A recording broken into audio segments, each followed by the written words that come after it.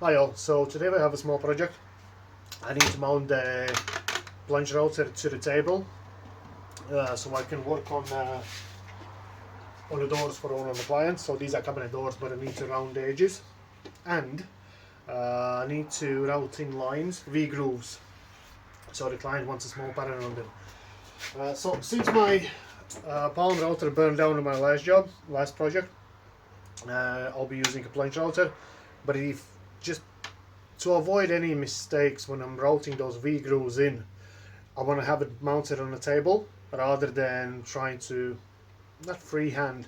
I still have the fence and stuff like that. I would be able to do it, but I don't want to have any mistakes because to get a new doors I would need to go to the Dublin. So I will reposition the camera and I'll show you what I need and what is my plan.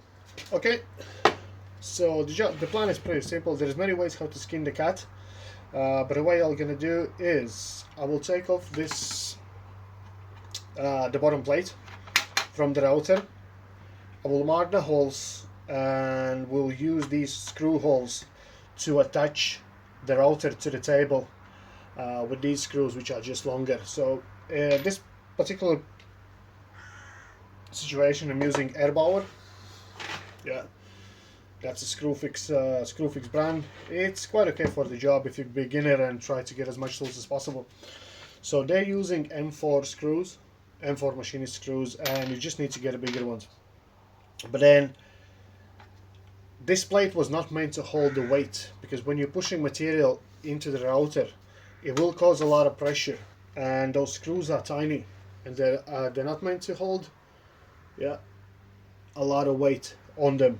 So I will be putting 2 big bolts through as well. So don't come back to me and tell me that you did what I did and you injured yourself. So use your common sense, okay? So I removed a few screws already. Okay, so put that away. So we're using this backing plate as a template for the screw holes. So this table, yeah, this piece, it will live next to my table saw. There's a bench for the table saw, and this is going to be the router on the end. So this piece is 1200 by 500 wide. So it's going to be mounted on more on one side, so I can use rest as a rest piece, which goes this way. Okay, so simple enough.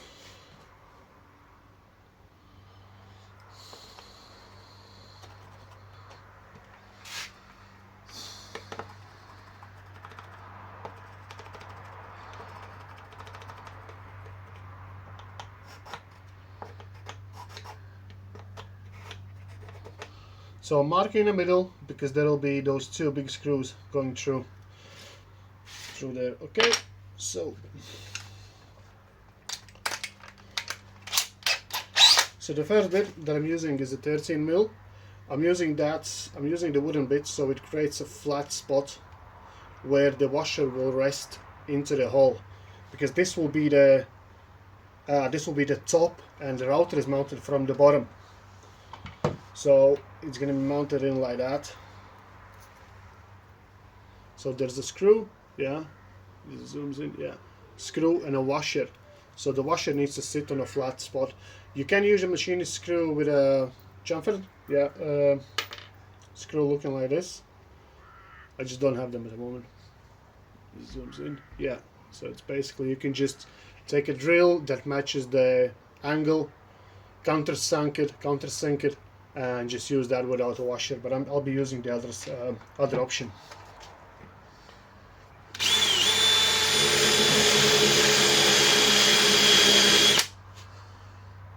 Okay.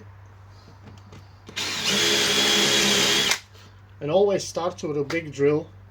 That will give you the center for a small drill to go through. And basically, if you're going to do other way around, you've no center for the drill to center itself, and it's going to wobble it around. So it's going to make an ugly hole.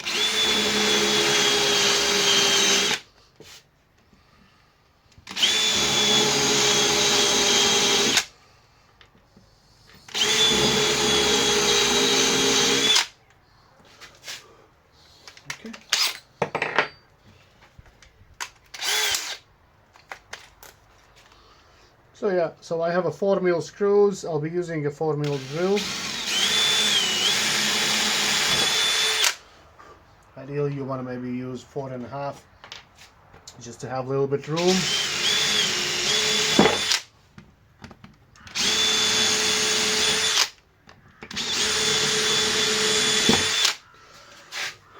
I'll be using only 4 screws. There's a 5th hole here, but I don't need it. Okay, so that's simple enough. And then we need to drill 2 big holes. See, there's actually 4 of them, but I'm not going to use all 4. I'll be using just 2 because the side screws will hold more pressure on it, and these are just for the security. In case anything goes south, I know that my router is not going to fall down and go running all around the workshop. So, and that's I'm using this square to align to these marks that I made from a plate. It's self-explanatory, but still worth to point it out. Okay, so that's that.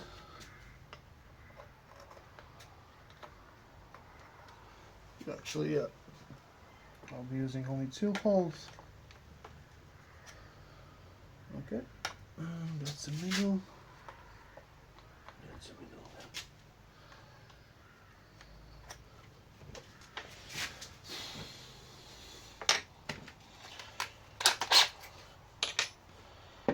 And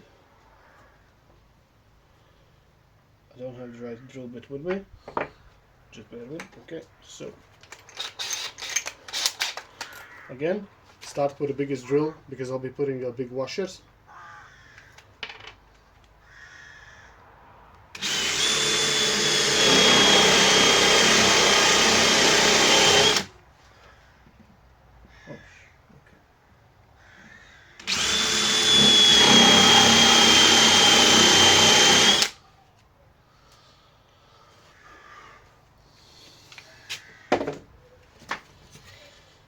Okay, and let me get the right drills.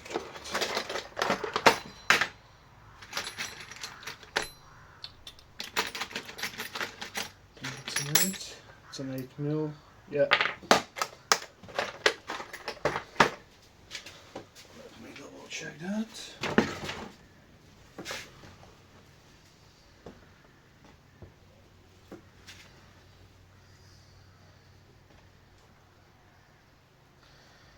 Yeah, that's okay. That's okay. Seems good.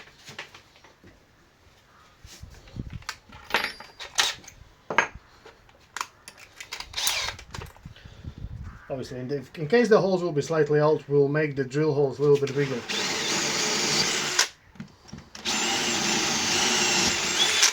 Okay.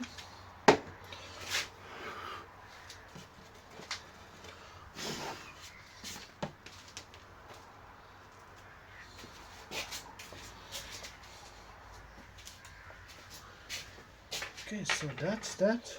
I think it should be relatively easy to install.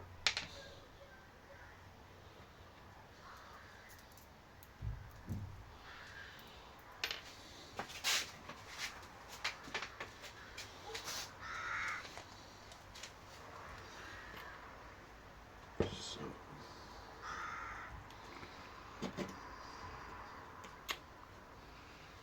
yeah, got exact size drill for the washer.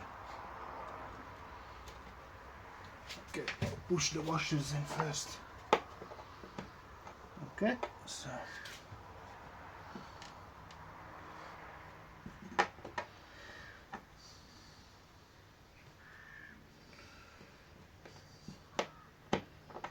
nice fit, they're not gonna fall out. And using another washer. No, not.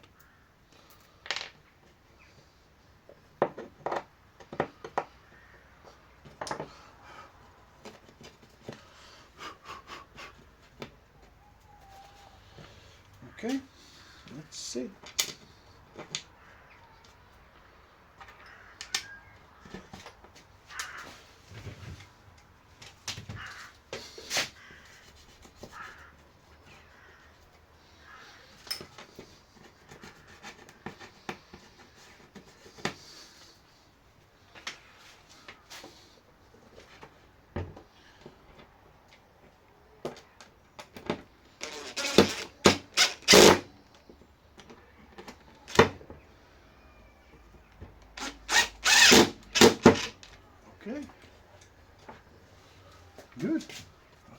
just take a screw.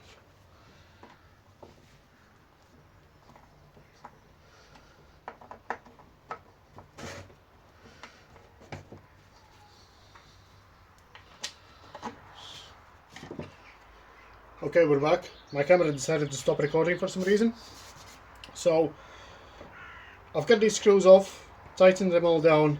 So the two main bits I'll be using for this job is the chamfer gauge, the round one. So what we need to do, we need to make a hole in the middle of here as wide so this router bit goes through.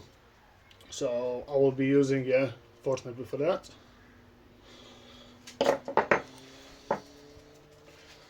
Okay, anything straight. So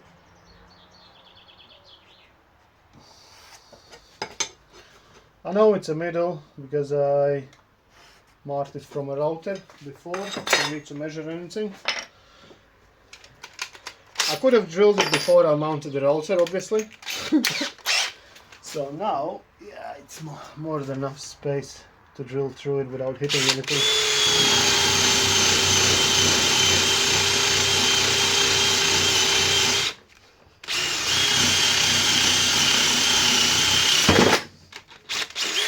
And I didn't hit anything. Okay, so now the test is so lift it up. So okay, I'll change the router a bit to the one that I need.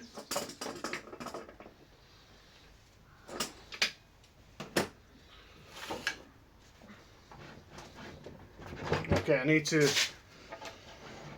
so I can press it up. I need to lock it in place, but I need to put some weight on it. Okay, so let's clear the table.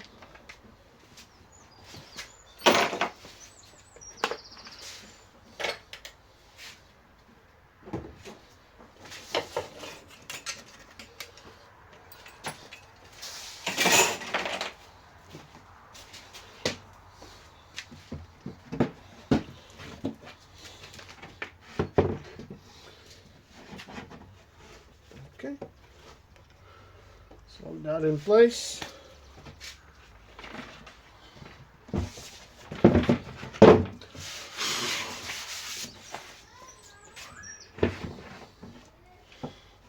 And that's pretty much it. You have a router table. The other thing is what I need to make now is the lock for the button, but I'll be using a cable tie in this case. Ideally, what I'm gonna buy is a special switch where you can plug in, so you can just screw it to the table. It's basically like a table saw button. Screw it to the table. You can plug anything in. Just plug it in and use it as a button and lock that button. Okay, so just to finish it up, I will show you how it operates. Yeah, so make sure it's unplugged. Yeah. So then, if you need, you can install the dust extractor attachment. Every router should come with it. And just plug a shop vac in and it should work perfectly fine. I don't need it today, but just for demonstration purposes. So we're gonna lock the button with a cable tie.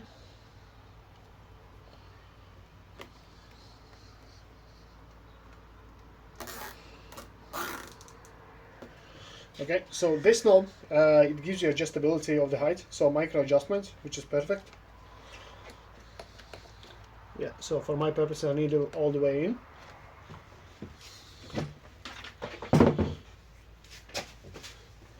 And then make sure your extension where you plug in the button is off. In case you plug it into the socket, just switch it on off. So, and this basically now is as every normal table router. So common sense. If you don't know how to use it, just don't use it, okay? So if you lose your fingers, it's your own fault. So I will clamp it down. Like I said, it's gonna live permanently on a workbench. But for demonstration purposes, I will just clamp it down slightly. Okay, so use your eye protection, dust mask if you work indoors, for if let's say MDF is quite dusty, use your face masks and stuff like that. So I'll just step away.